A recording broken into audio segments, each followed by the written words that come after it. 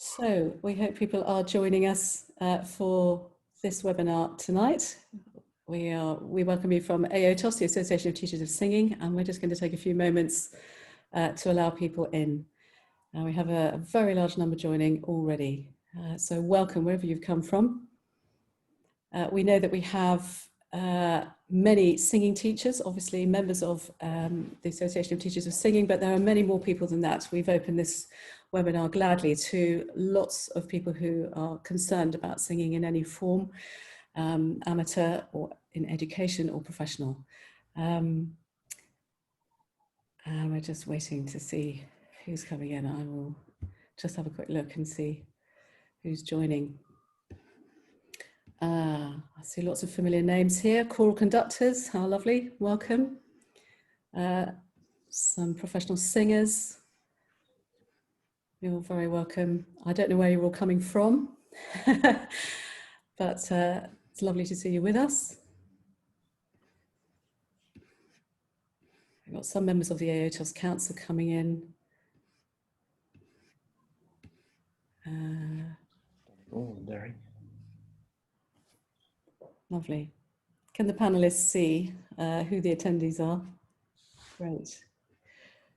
Dr. Gillian Kays, lovely to see you. Hannah Ockenden-Rowe from the ABRSM.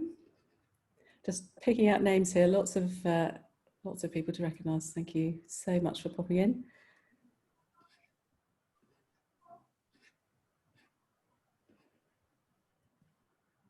So we've had a chat to all our panelists this evening, and they're all raring to go. There's lots of questions I know coming. Several people have written questions to me in an email, but I think they're probably going to be covered in all sorts of ways as we go forward. So I think numbers are still coming in. Just wait a couple more moments. We're nearly at 400 people at the moment, so that's great.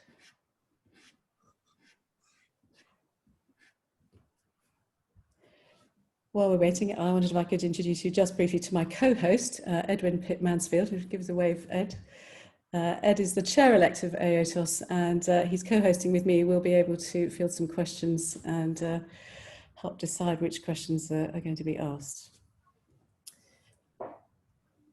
Lovely.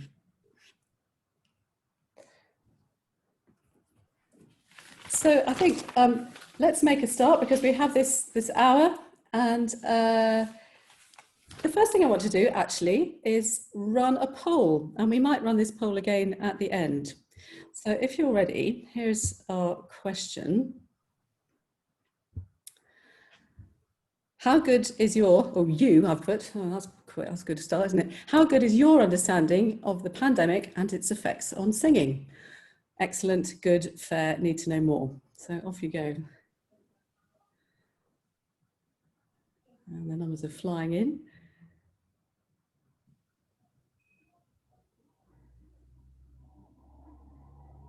Great. 90% have voted, another 10% to go.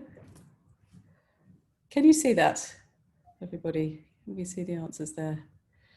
Kind of very few people are saying excellent, but there's quite an even split really. 34% on good, 28% on fair, 33% on need to know. So let's keep those ideas, those figures in mind, and as we move through we'll do this poll again at the end of the talk and see where we are. There we go. There's the answers. All right. Can you see that? I think we can. There we go. All right, so we might run that again at the end. We're very few of us say excellent. Let's hope it might be excellent by the end of our session. Great.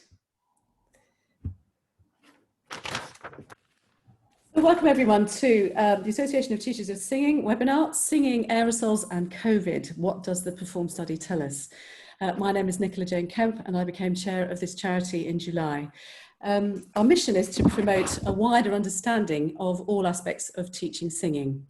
And tonight's webinar is particularly special as it marks the beginning of an adaptation of our offering to members, as we have had to move from in-person day conferences and training to online events. So the COVID-19 pandemic has had a particularly devastating effect on singing and performing in all its forms, whether in the theatre, in the concert hall, in the church, and of course in education. Tonight, we're not really going to find definitive answers. The government guidance is evolving all the time, but we hope that you'll be better informed regarding COVID and singing in order to help form your own risk assessment as you seek to return to work. Many of us already have. I want to welcome first Nicholas Gibbins, who assembled his colleagues here tonight. He's a familiar speaker at AOTOS, and he's in demand internationally as a speaker, and with a particular interest in professional voice users and how to manage their voices. He leads the Lewisham Voice Clinic in London and is a consultant laryngologist and surgeon at University Hospital Lewisham. Our second speaker, Natalie Watson, is also from the Lewisham and Greenwich NHS Trust. She was part of the Perform study, and she's a keen singer herself. Declan Costello will be no stranger to many of you, a former music student and choral scholar at St John's College, Cambridge. He's now consultant ENT surgeon at Wrexham Park Hospital in Berkshire, has a private practice, and is still singing professionally. So he's been very prominent, as many of you will know, in bringing this research to public attention on radio and TV over the summer. Each of our speakers will present for approximately 15 minutes each. There'll be a Q&A at the end. If you would like to ask a question, please use the Q&A button on the bottom of your screen, and then we will field some of those questions at the end. So I'm going to close this poll now and hand over to Nick. Thank you very much. Great, Nick Jane, thank you very much. It is really encouraging to see 450 plus people joining us today. And so, yes, I'm going to talk a little bit, and I do hope you can see the screen, and I hope that's going to work. Fantastic. A bit about some of the evidence about COVID. Where are we? We get a lot of conflicting stories, and as Nicky Jane was saying, this is a very fluid situation. The rule of 6 has just come in. You know, what's happening? Where are we going? So I'm going to just present a bit about COVID itself, and then talk about how it is affecting singing and why singing seems to be lagging behind a lot of other things like restaurants and pubs in terms of getting back to its normal function. So we've already talked about Natalie and Declan, who are fantastic laryngologists, and they are will talk to you about the Perform study that they set up. Now, COVID itself is a coronavirus, as you know. First, actually, coronaviruses were only first described in 1965 in the BMJ, and were pretty much ignored because they didn't really do anything in humans, and so no one was really interested really until 2003. And you'll remember the SARS virus that came over, and actually we were lucky, we only had I think 4 deaths in the UK, but it hit Southeast Asia quite hard, and that was a coronavirus, and that was actually the COVID-1 virus. MERS, the Middle Eastern Respiratory Syndrome, hit in 2012 and didn't really affect us in the UK very much at all, but it was centered around the Middle East, Oman, Dubai, Arab Emirates, and so on. But very similar kind of symptoms and outcomes. And then, of course, SARS-CoV-2, or the coronavirus, COVID-19, called COVID-19 because it was 2019, not because it's the 19th version of the virus, came along. And this is a pictorial representation of the virus, coronavirus, because it looks like a crown because it's got all those proteins sticking out the surface. It came from Wuhan, which is that little black dot in the Hubei province, just there. And there was a cluster of pneumonia cases at the end of last year. And then, as we know, it kind of sort of grumbled along and then sort of exploded. January the 13th, first case outside China. It was in Taiwan. 31st, first 2 cases in the UK.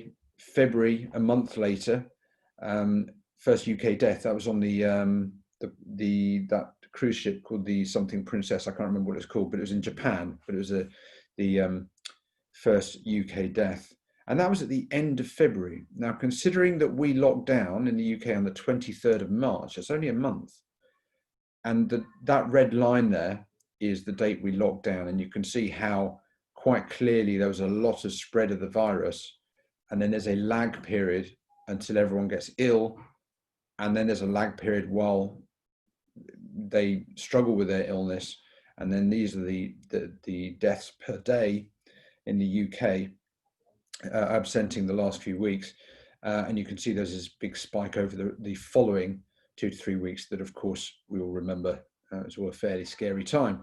Now, so that was the spread of the virus, and right now, although the cases, you may have read, the number of cases in London is going up, and it is.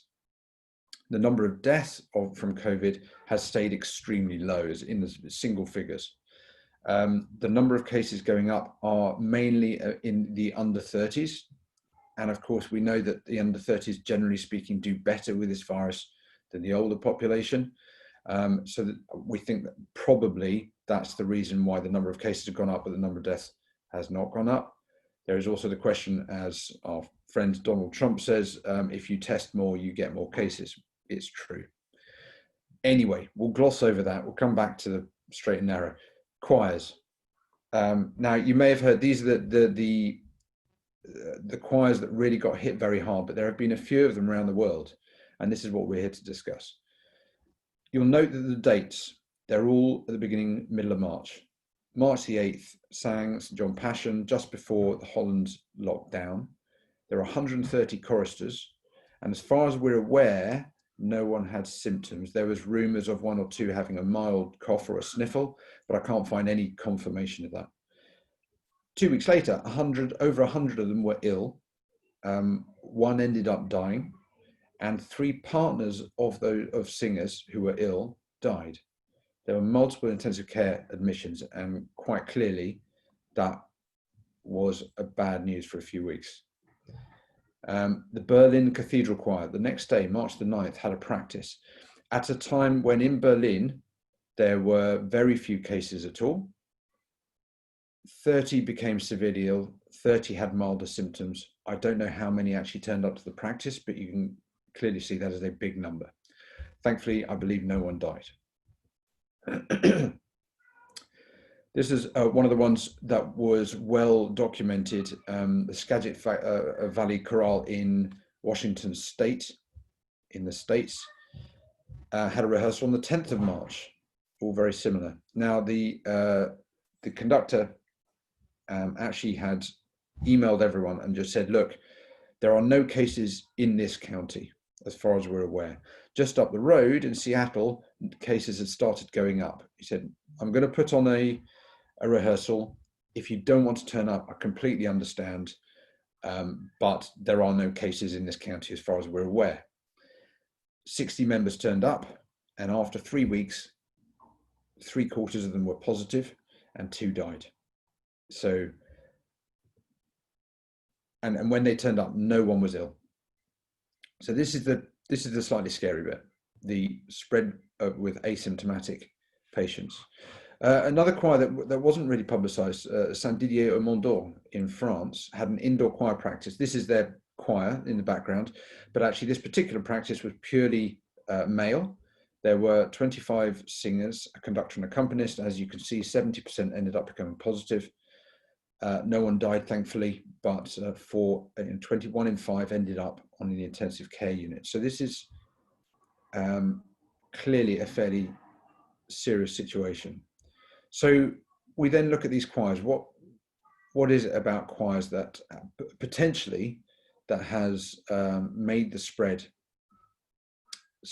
made this virus so virulent, or the spread so quick? Well, thinking about choirs, you've got close contact, usually indoors, usually with the doors and windows closed, so very little airflow. Do we produce droplets? Do we produce aerosols? We're not sure. And until the performed study, we had no evidence at all. There is lots of aerosol research. There is some lots of droplet research. There is some aerosol research, but none with regards to singing, and none at all with regards to coronavirus or COVID-19. There are with other viruses like the flu virus, for example, a very common virus. So if you're looking at the graph on the right-hand side of the screen, this is an antibody graph where the red, you'll see IgG, that's your long-lasting supposed antibody. Your IgM is the green, that's the short-acting antibody which you get when you've got an infection. And these are your symptoms. So asymptomatic up to here after about 5 days, and then you get symptoms, and then you get treated, and then you begin to recover over, and that's about 2 weeks, you see. So the area we're talking about probably with these choirs is this asymptomatic stage at the beginning. People who are asymptomatic or very mildly symptomatic, who then turn up to practice and spread the virus. Of course, unintentionally, but that's what happened. So, virus dynamics. Generally speaking, we think about viruses as spreading through droplets, and droplets are, we all know about this, coughs and sneezes spread diseases. That's why you put your hand or your tissue over your mouth and nose when you sneeze, because droplets come out, and within the fluid in those droplets, you have particles of virus or viral RNA or the virus itself. Now, however, as well as droplets, there is also aerosol. Now, the WHO classifies aerosols as less than 5 micrometers and droplets as greater than 5 to 10 micrometers. In reality, it is just a spectrum and all are produced. But generally speaking, if you think of droplets as larger and you think about that kind of flu and coughing and sneezing with actual mucus coming out without being too graphic, then you know they're visible. A lot of the time they're visible, and because they're larger, they're affected by gravity. So you sneeze and then things settle to the floor or to the nearest surface, and therefore you have a fairly clear idea of where those droplets are, and you can wipe them down and you're done, and they're good. Aerosols on the left hand side of the screen there are smaller. Now these are interesting because they tend to be produced more by the basement membrane of the lungs, and think of it more of as a cloud, fog, a mist that just comes out and sits in front of you. Now they're not as affected, I mean everything's affected by gravity, but actually these are more affected by the Brownian motions and the molecules in the air. So they just sit in the air in front of you, suspended. And so to get rid of those, you actually need to either suck the stuff out of the room or flush the whole lot out of the window. Opening a door, opening a window. But of course, it's a balance between those two things. The production of aerosols has been described in the research that I read as overcoming the surface tension of fluids that are inside the lungs, naturally inside the lungs, and you have enough force to take that fluid away from the lining of the lungs and expel it. And because the virus affects the basement membranes in the lungs, there is a thought that this is why aerosols possibly have a high viral load when it comes to COVID-19. Aerosol droplets can remain infected for up to 3 hours with other viruses. We don't have the data on the COVID-19, and therefore that's the whole point about 2 meter distance between people, because you want to have supposedly really 95% of all aerosols have dropped to the floor by the time you get to 2 meters, hence the 2 meter spread between people. The aerosols can remain infective. Sorry, I got that wrong. As you can see on the screen, droplets, 2 meters, aerosols sit in the air, but with some viruses can remain infective for up to 3 hours. So it is on the background of that and the fact that both are generated during various respiratory activities, and that the production of both is not distinct, herein lies the issue with any kind of breathing. I mean, the way not to spread the virus is not to breathe. So if you're doing any kind of breathing, how much are you producing? If you're then singing, how much are you producing? So I was going to talk very quickly about the future. So that's the question that is there. If I just go back one step, and then I will actually just quickly, I'll do one line about the future because we're overrunning slightly, and I'll hand on to Natalie in the study. The point is, we can change, can we change the virus? Well, not at the moment. We're looking at a vaccine, so we shelve that for the time being. Can we change what we do in terms of breathing and in terms of singing or coughing or sneezing? Not really, because that actual activity is fixed in how much you're going to produce.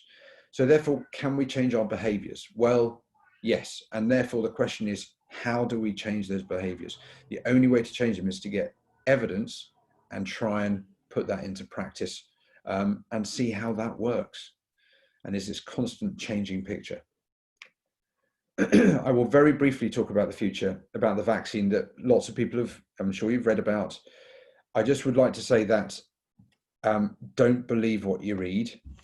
The quickest time for a vaccine to be manufactured from start to finish human trials and the full works was 4 years, and that was for the mumps vaccine, and the mumps virus is incredibly stable, hasn't changed in decades.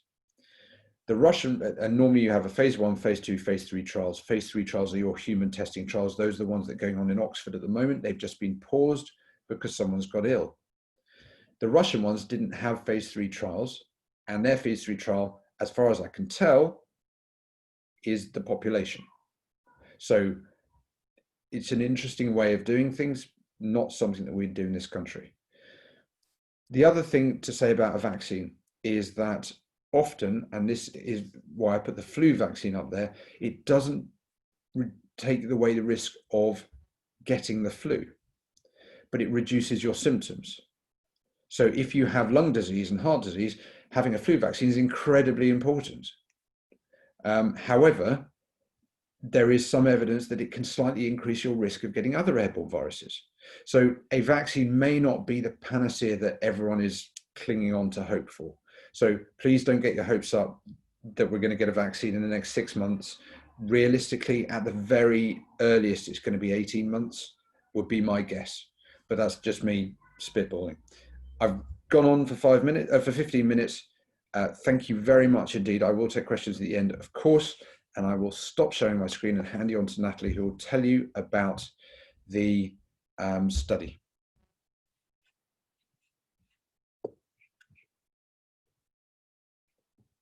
Natalie, you want to share your screen? I think I've just stopped sharing. Yeah, brilliant. Thank you very much. I'm going to see if I can share my screen. It's on the desktop. How do I do it? If I open up that, let me just do it. All this technology.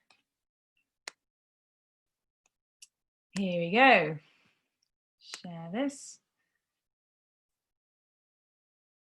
All right. Can everyone see that? Perfect. Well, let's hope you can. So hello, I'm Natalie Watson, and I'm going to be talking about the PERFORM study and the particular element of the PERFORM study on professional singing that we have in preprint. So I'm going to be talking, just introducing it a little, speaking about how we got there, the results, and I'm going to leave the recommendations and the impact to Declan Costello. So let's carry on. So as Nick was saying, there has been so much, COVID-19 has impacted singing so much, and there has been lots of media coverage with regards to how bad singing is, how dangerous it is, and you know that there has been some deaths related to choirs, as we've discussed.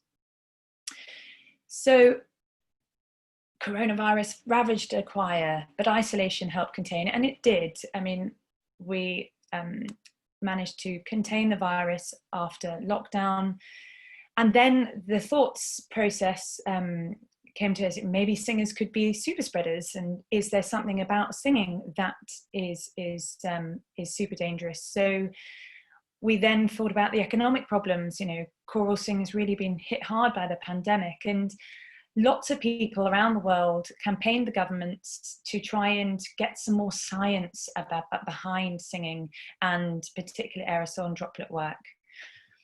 So drawing from these anecdotal reports, it was understandable to suspend singing in the context of the rising pandemic environment on safety grounds.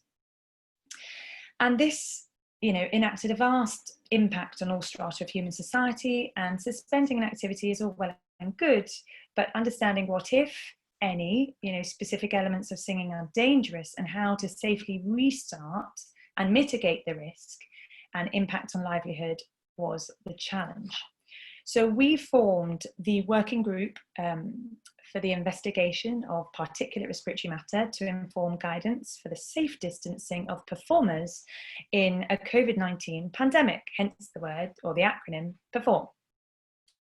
This is some of the core members of the group, myself, Jonathan Reed from Bristol, Florence from Bristol, Chris Orton from the Brompton, and Brian from Bristol, and also Declan Costello.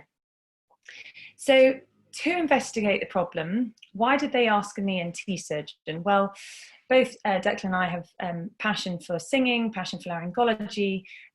Really, we wanted to help people get back to work, spiritual and cultural activities.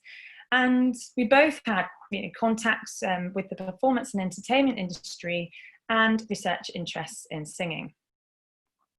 So what was the key question? Well, it was whether the material emitted when singing differs from speaking. That was our key objective. To really see, to find out if singing needed to be uniquely targeted. So Nick's given us a great understanding about what is an aerosol and droplet, but it took me quite a long time to really understand the science behind it. So I just thought I'd reiterate it a little bit again. So we know that COVID-19, or the SARS-CoV-2 virus, is spread in material produced from coughing, sneezing, breathing, and human vocalization. Now, this material can be divided into larger particles that drop, hence the term droplets, and they drop to the ground. So they're more predictable in nature. And smaller particles, less than 5 microns in diameter, and they remain suspended and are influenced in the air around us. So let's talk about how we set up the study. So now we have an idea about our research question and also a little bit more about aerosols and droplets. We gathered a group of ENT surgeons, chest physicians from the Brompton and Imperial College, aerosol scientists from the University of Bristol, and computational fluid dynamic modelers. We approached Public Health England and the government in the Ministry of Digital Culture, Media and Sport in a campaign to try and get some science behind singing, and we managed to do this. We were sponsored by Public Health England and funded by DCMS. We wrote a protocol which they adopted and gave us ethical approval via the Public Health England Ethical Board. We were so lucky to be donated a venue, which was an operating theatre in central London, orthopaedic operating theatres, and we were also loaned equipment from all over the UK, from Dyson University of Manchester and also the Health and Safety Executive. So we were so lucky to coordinate all of this. We also managed to recruit our participants from the BBC Singers, the Royal Opera House, the English National Opera, representatives of 11 management, and also personal contacts from Declan. Performers from a range of different genres: musical theatre, opera, choral, gospel, etc. And And they performed activities, as you can see, into this funnel here, into a 3D printed funnel, which measured the number and size of the respirable particles released, material that comes out of their mouth. And as I alluded to earlier with the operating theatre, we really used a clean air environment. Operating theatres were an absolute godsend for us and the scientists to really ensure that the particles detected were just from the activity of the performer itself. So what was measured and how? So the number of particles and the size of particles were measured. That gave us a total mass of concentration of particles. And why was this important? Well, just counting the number of particles is just half the story. We really needed to assess the mass of material so that the potential dose of the virus released by the individual could be predicted. What did we ask people to do? Well, we had a standard operating procedure where everyone did exactly the same thing and they repeated everything 5 times. So we asked them to sing a sustained R in their mid-range, and people were grouped into bass, tenor, soprano and alto. And then they did exactly the same thing an octave above in their range at medium volume. We then asked them to speak happy birthday at low, medium and high volume. We then asked them to sing happy birthday at low, medium and high volume. We then asked them to breathe in through their nose and out through their mouth quietly. We then asked them to breathe in and out through their nose quietly. And then we asked them to repeat the first activity, and then we asked them to do a few coughs. So the results. So these are the results just from one individual as an example. There's lots of little lines and it can be quite confusing, but I'll just try and go through this. So each line above, each peak is one activity over time along the bottom here. And as you can see, this is the singing one note and then the higher note and then increasing, speaking with increasing volume. Again, singing with increasing volume, and then breathing out of the mouth and out of the nose, and then repeating that first activity. And this is just an example just of the graph of particle number concentration. So if there's anything that you remember from the performed study, it's this slide. This is a very busy graph, but I'm going to try and break it down as best as I can. This is a graph with results of the aggregate of the 25 participants across each activity. And these boxes show the repeated activity, which shows the same results essentially, showing that there is intra-participant consistency. Now, the most striking result from our study was the profound effect of volume. You can see that as you either speak or sing in greater volume, the number and mass of particles increases by 20 to 30 times from the lowest volume, which is conversational speech, for example, to shouting at 90 to 100 decibels. The main key question, is singing different to speaking? Well, there is a small effect of activity, about a 2 to 3 times difference between singing and speaking at medium, that's 70 to 80 decibels, and at high volume, so 90 to 100 decibels. We did not see a difference between conversational speech and singing at 50 to 60 decibels. So the take-home message is that volume is the key factor in increasing the dose of material produced. We were very pleased to see that gender and genre of singing and training did not affect how much was produced. So that was very reassuring. So we have a publication in preprint and it is undergoing peer review currently. And there was an impact, and we did change government or influenced government policy, and Declan will talk more about that. What are our next steps? Well, we have applied for a UKRI grant. We're going to be looking at droplets in more detail and looking to see if singers are super spreaders and looking at the characteristics of them.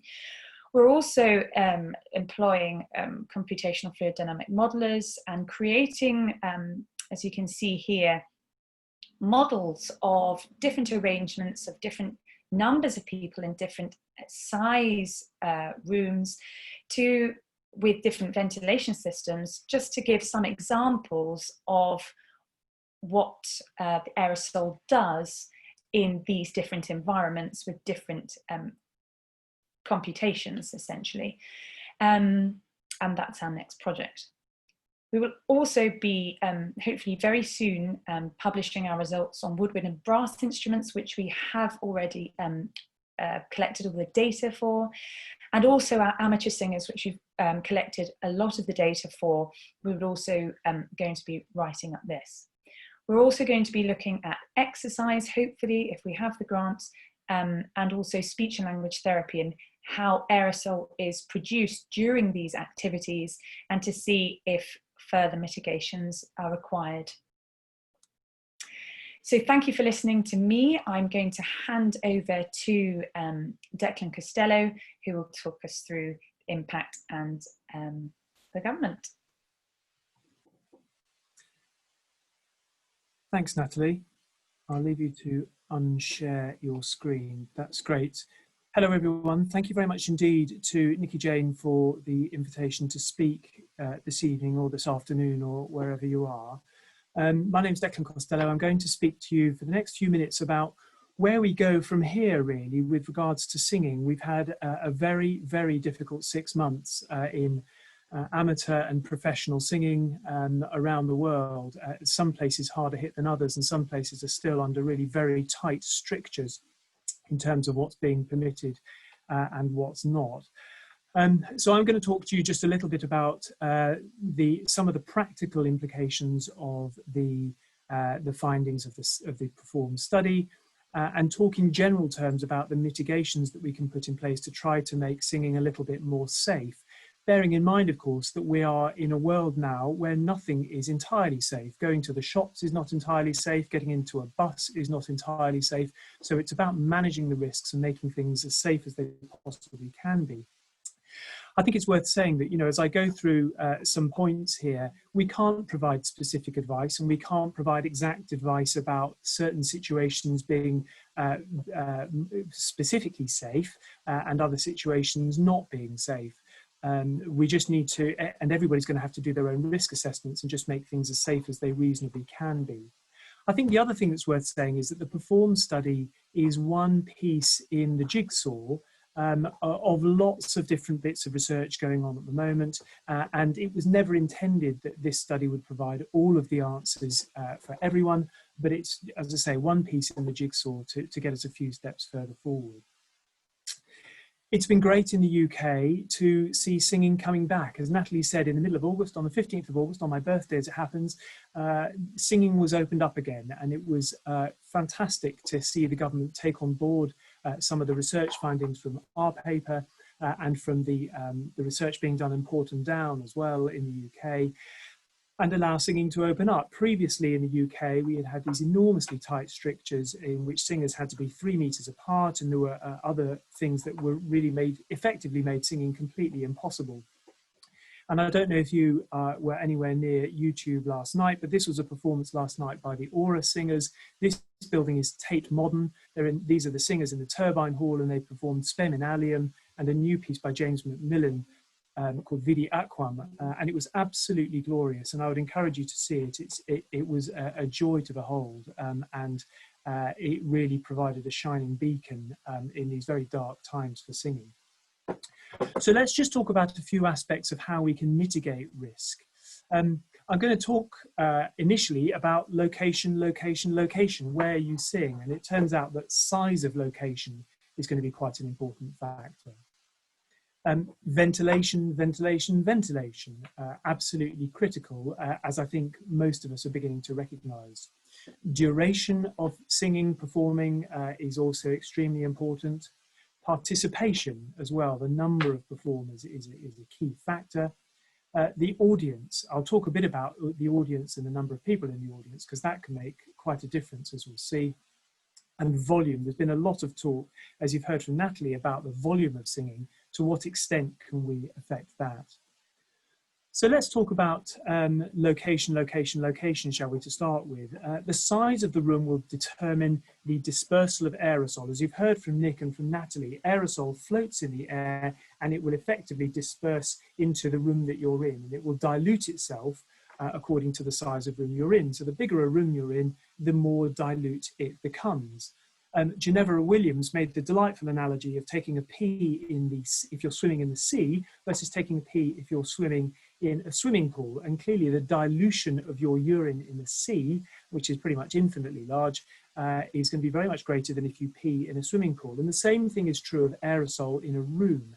If you're in a cathedral, or better still, if you're in the open air, your aerosol is going to disperse to a very dilute state, whereas if you're in a small community hall, it's going to be very concentrated. So size of venue in which you sing turns out to be a very important factor. Is it practical to sing outdoors? Well, it might be if you're in California for much of the year, but I have to say that in the UK, I don't think that singing outdoors is a particularly practical option. I've been to a couple of outdoor performances and it was lovely to hear singing, but the acoustics are not ideal. The weather is terrible. Instruments get damaged by the cold and the wet, and clearly you run out of light in the UK at the moment. It's now dark and it's only about 20 to 8. Ventilation. So we now have a good understanding that ventilating a room is extremely important, but you must do it in the right way. Opening doors and windows, okay, fine now, fine in the autumn, but is that going to be an option in winter? Or if you're in New Zealand, as I see one attendee is the other way around. So opening a window and ventilating a room is clearly one way of doing it. Mechanical ventilation is an option. But beware, this example on the right is from a famous example in a restaurant in China, in which air conditioning was recirculating the air around this particular end of the restaurant, and all of those people at that end of the restaurant breathing the recirculated air were infected. There will be novel solutions coming through. We're working with ventilation engineers who've got some very clever ideas about how this might work. But as Natalie has already said, in order to work out the best way of ventilating the room, you need to understand the mechanics of how this aerosol disperses in a space, how the size and shape of the room, how the number of people affect that, how the speed of air changes, the height of the room, and so on. And the number of people. So there's a number of different factors to put into the models, and the computational fluid dynamic modeling is going to give us a very much clearer idea about how to do that, but that's extremely mathematically complicated to work through. The duration of your performance, rehearsal, lesson, or whatever it's going to be is obviously a key factor. It stands to reason that the shorter your rehearsal or the shorter your performance, the less aerosol that's generated. And one option, therefore, is to build in more breaks. 15 minutes with the windows and doors open in the middle of a rehearsal might be one way of doing it. Not really an option if you're singing the Matthew Passion end to end in a concert, but worth thinking about. The number of participants is very important. This is the Marian consort, who are 6 or 7 singers at a time. You can imagine that 6 or 7 people on the stage singing is a very different prospect from the Huddersfield Choral Society, where there might be dozens or hundreds of people on the stage at any given time. So the source strength, as the expression goes, the amount of aerosol being generated as a marker of the number of people on the stage is a very big factor. And clearly the fewer people you can have on the stage, the better. Bear in mind that an audience sitting quietly will be generating aerosol. as you breathe, whether it's through your mouth or through your nose, you will be generating aerosol. And in fact, as you're sitting there now, you're generating about as much aerosol as speaking quietly, or so we have found in our study.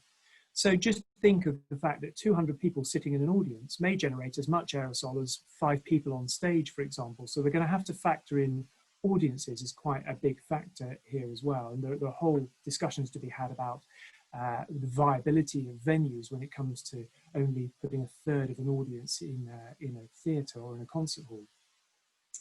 Clearly, singing, chanting, whooping, yelling is a loud vocal activity and is going to have to be discouraged. Now, you try telling a rock concert audience not to shout and whoop and yell and sing along. It's going to be a tough ask. Equally, sports venues are going to have to ask their audiences not to shout, and that's going to be a pretty tough order as well, I suspect.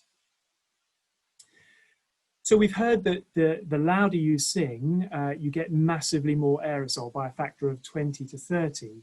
So clearly, volume is a huge issue here.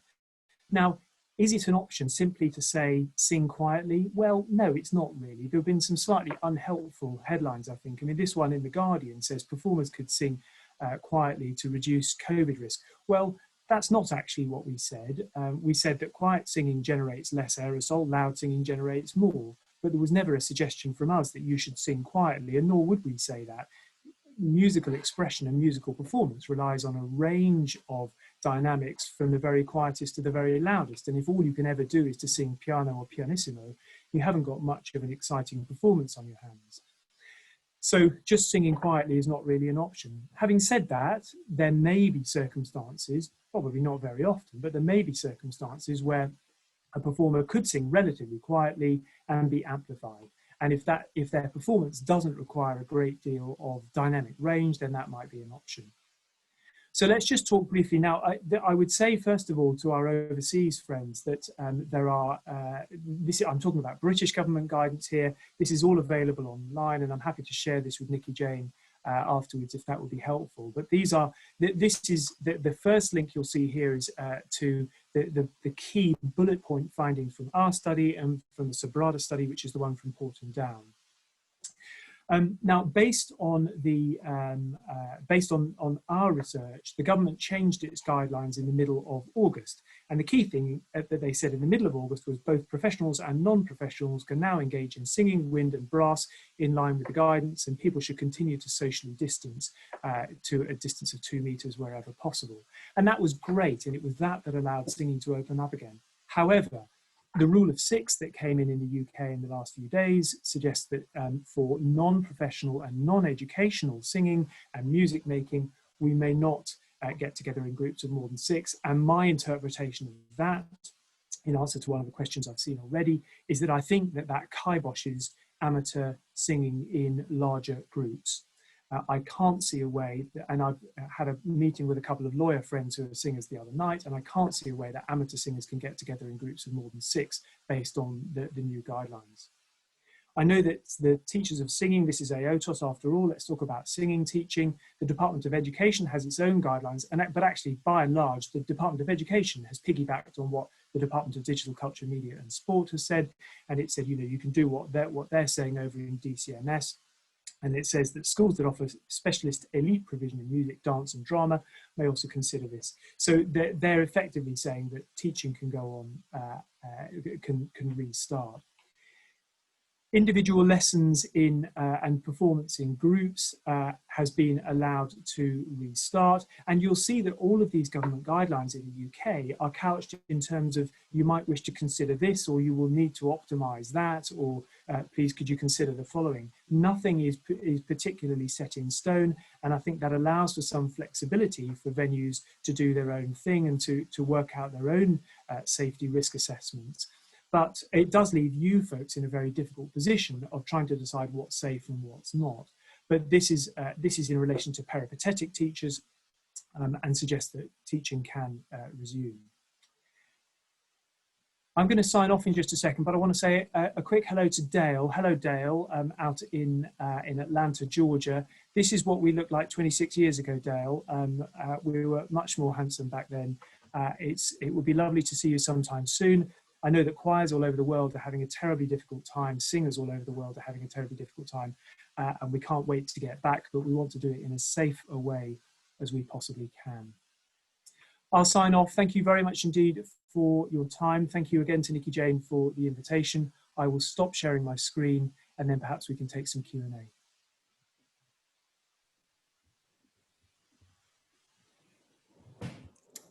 Well, that was fantastic. Thank you very, very much, Nick and Natalie and Declan. Really superb. We've got lots of questions coming in, so I think I'll probably start at the top. If we've got 10 minutes till 8, perhaps we could go over a few minutes if people are willing. I think I'm going to start with, let's see. Yes. Sarah Stroh asks, Natalie, the study appears to have used professional singers. Is there a reason why there was not a more representative demographic of those that sing? Why were amateur singers not included? Will there be a difference in the resultant output from those who are trained and those who are not?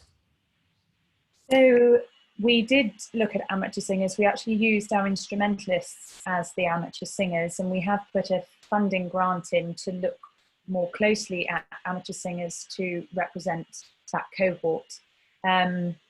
Whether it'll make a difference to the recommendations or the results, that's up for discussion. I guess the science will tell us. I have a sneaking suspicion that it wouldn't make any difference at all whether you're professionally trained or amateur, but we haven't analysed those results yet. We're still waiting on the UKRI grant. So although the data is there, we are firstly just really trawling through the massive amount of data that each and every activity produces, and we're working on it as fast as we possibly can. So the woodwind and brass instruments is our next paper that's coming out, and then it will be the amateur singers. Thank you very much. So that answers the question about that somebody's just written about, what is the next stage? Could you say a little bit more about what the next phase is of study? We'll also be looking at the computational fluid dynamic modelling, which should be starting in the next week or so. The problems with contracts and everything always get in the way. So we're going to, do the computational fluid dynamic modelling, and also the woodwind and brass instruments, as well as the amateur singers. Thank you. Gillian Case, Dr. Gillian Case here is asking, could you say something about the dangers of humming versus singing text or vowels, please, as there appears to be some confusion over this? I think humming would, I think Declan, you probably agree with me, hopefully. Humming would be very similar to breathing, I would suspect. Specifically, the breathing in and out through the nose data. So I would assume that, although we didn't look at humming specifically, we did look at breathing in and out through the nose, and I suspect that would be the same. Yeah, I'd agree. I think that's very likely, caveated with the fact that we didn't actually, as you say, specifically look at it. There are quite a few questions here actually on masks. Sally Burgess asks about masks, and Valerie Jacob here. Do you have any, there's some masks being developed, I know, in the US. Do you have anything to say about using masks when singing, or the particular design of some coming out? I mean, for my part, I find it difficult enough to get through a 15-minute consultation wearing a mask, I have to say, acoustically, and in terms of breathing, and I'm only breathing to utter a couple of sentences. The prospect of trying to sing with a mask, even if it's a sort of thin thing, I think would be very difficult. At the end of a long phrase of Palestrina, when you take a breath in, the thing sucks back against your face in a very uncomfortable way. And I just don't know how they work musically. I think, they're potentially one form of mitigation that we could think about. I think there are other things for me that I think would be higher up the list of things that we could do to try to make a difference. But I do know that they do make a difference. Thank you. Several people are asking about whether the aerosol production is the same with children's choirs. Is there a significant difference? Can you say anything about working with younger children as opposed to older teenagers, or even then obviously adults? Yeah, well, I'll just briefly say something, and then maybe Natalie can say something. I mean, we did consider doing experiments on children, but actually the logistical difficulties of certainly in terms of ethical issues around getting permission to do experiments on children, albeit just the fact that they're singing in an operating theatre, those logistical things and ethical things are extremely difficult to overcome. Plus, there's the question of how do you define a child? I mean, anything from the age of 3 up to 16 is a child, and you would have had to have tested an enormous number of different children at each age bracket and gender, ethnicity and everything, and all of the other parameters that go into it, actually to get a representative example of children's aerosol production. So I think we are not making any judgments about children and their aerosol production. Clearly, depending on the size of the child, they're producing less aerosol in terms of sheer lung capacity. But that may be something for future years, but it's a very difficult one to examine. Natalie, have you got anything else to say on that? Yeah, I agree. I think the lung volumes in every size and age of child is going to be so variable that in the time constraints that we had to try and create the science behind it, it wasn't possible. The other thing is that because we're trying to look at the worst case scenario, and adults being larger generally than children, we were trying to create advice that actually if an adult is the worst case scenario, then children should be able to be permitted to do things that adults can do, in singing. So that was the other reason behind it. I think if you look at the pathophysiology of the virus, there is it's human nature to get lulled into a false sense of security if things aren't happening. And what I mean by that is we know that children generally don't really get very ill with this. The people who get ill with this are older, they're usually bigger, they're usually male, and some ethnic predisposition as well. But the point is that they're still producing the virus. They're still catching it and producing it in aerosol and droplets. The reason they don't do badly with the virus is actually because of the way the virus works, and it works on the ACE2 receptors, and the ACE2 receptors are found in fat tissue. They are found in the basement membrane of the lungs, which is why we thought initially it was a respiratory disease. It's not. It's an inflammatory disease. It's found in the heart, it's found in the kidneys, it's found in the testes. So if you are a fat, older man with lung and cardiac issues, you're absolutely a sitting duck. You may be absolutely fine, but you've just got all the things that are going for you.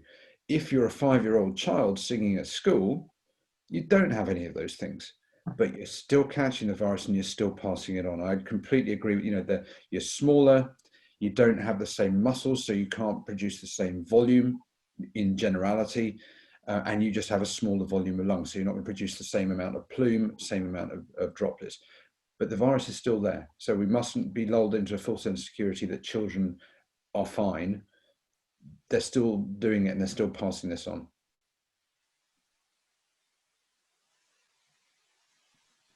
Thank you very much. Many, many questions here. We've got about 66 questions still on the table. I don't think we're going to get through all of them. I'm going to just pull out a few general ones. Would anyone like to, I don't know, this is one for Declan, like to comment on any differences between aerosol production using vowels or consonants? Does the clarity of the diction matter? Can you say anything about that? Yeah, no, I mean, that's a good question. And again, it's something that we agonized over when we were putting together our protocol. How do you find a song that everyone knows, that is phonetically balanced, that can be sung in a number of different styles from memory at any given pitch and doesn't cover a massive range.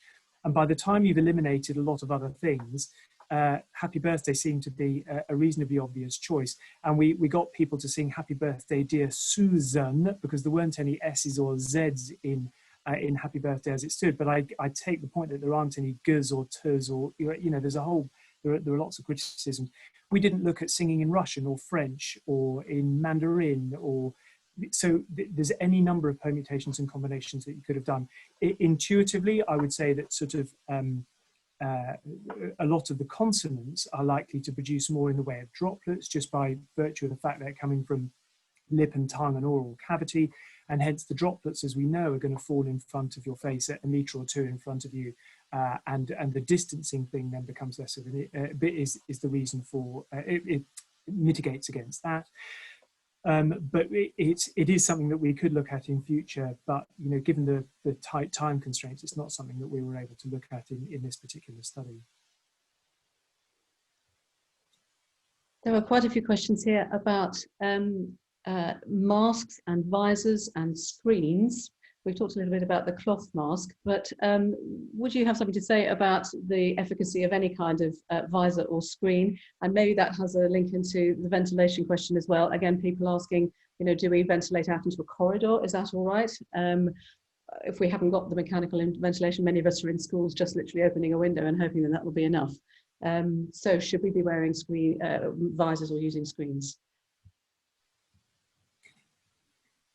All right, I'll say something again then. So, I mean, I think the visors thing, it seems to me, and again, I'm going to preface this by saying that I'm not an aerosol scientist. I'm an ENT surgeon and a singer, but the visors thing is to catch droplets that would otherwise have fallen a metre or two in front of you. So if you're more than a couple of metres away from somebody, it seems to me that a screen is probably not going to make a great deal of difference. I know there have been screens employed in various different places, but I think if you're more than a couple of meters away from somebody, it seems to me that you're not going to need one, and they're not going to make very much difference to aerosol, because of course aerosol is just going to waft around and find its way around the screen anyway. And similarly with visors, I didn't mean to, somebody's commented about masks on the chat. I didn't mean to sort of diss masks in singing terms, but just personally, I having tried speaking for prolonged periods with them, I think I would find singing with them very difficult, but I'm aware that lots of people are using them. I'll add, I mean, let's take the analogy of the clinic, as Declan mentioned before. So if we assume that we've got both droplets and aerosol, and I preface this by saying I'm also not an aerosol scientist, but we know we've got droplets, we know we've got aerosol, we're assuming, worst case scenario, viruses in the whole range of spectrum of particles. The theory is you're supposed to have time between each patient that walks in through the door, because you never know who's going to come in asymptomatic and with the virus and be creating a cloud of stuff. What the idea is, you're supposed to sit there and maybe do your notes or dictate or something for 5 minutes to allow droplets to settle, at which point you can clean the surfaces. And you're then supposed to open the door and open the window to create some sort of throughput of some airflow to get rid of the plume, the cloud, the aerosol.